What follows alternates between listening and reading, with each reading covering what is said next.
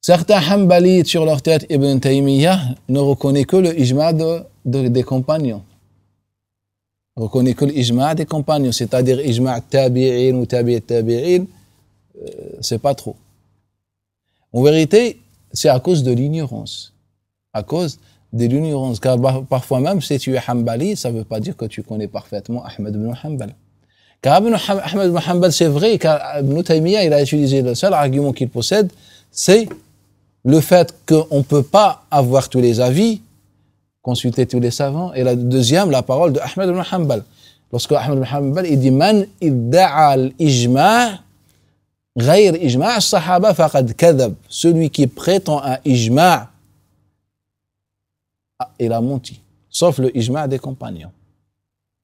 Donc il a dit que Ahmed ibn Hanbal dit que le ijma', c'est le ijma' des compagnons. Et celui qui dit un autre ijma', il est menteur. Et c'est la parole de Ahmed qui est authentique. Qu'est-ce que vous en pensez? C'est une parole claire ou pas? Non, mais qui dit que la parole n'est pas claire?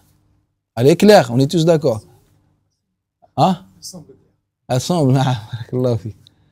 Mais en vérité, lorsqu'on est revenu au livre à la transmission de la parole, aux versions de la parole, on s'est rendu compte qu'en vérité, l'imam Abu Bakr al-Khallal, le transmetteur, lorsqu'il rapporte cette parole d'après Ahmed ibn Hanbal, il la rapporte dans un contexte très particulier. Il la rapporte lorsque Ahmed ibn Hanbal a été convoqué par le gouverneur pour débattre avec le Mu'tazila. Et comme le Mu'tazila avait le pouvoir, il lui disait sur chaque sujet Ajma' al-ulama, qu'il y a l'ijma' des ulama qui dit le contraire. Pour quelle raison? Car ceux qui occupaient les postes importants, les imams, etc., c'est des mu'tazilites. Donc ceux qui parlent. Donc à chaque fois, Ahmed ibn Hanbal dit, à chaque fois il me sortait Ajma' al-ulama. C'est Ahmed qui le dit. À chaque fois il disait, il leur dit Allah Ta'ala alim. Il dit Ajma' al-ulama, que alim est un nom des anges par exemple. Ce n'est pas Allah. Allah Ta'ala n'a pas cet attribut. Et à chaque fois, il lui sortait al-ijma'. Et là, Ahmed ibn Hanbal leur a dit Mani da'a al-ijma' faqad kadhab. Celui qui prétend l'ijma' a menti. Et donc, lorsqu'on a détaché cette parole de ce contexte, on a compris que Ahmed ibn Hanbal réfute al-ijma'. Alors que dans son propre livre, souvent il disait al-amal des gens. C'est ça la tradition des gens, de l'ulama. L'ijma'.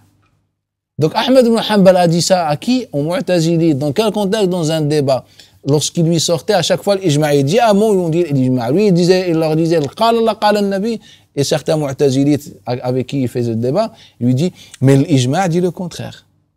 Donc il leur a dit man da'a al-ijma' faqad kadhab.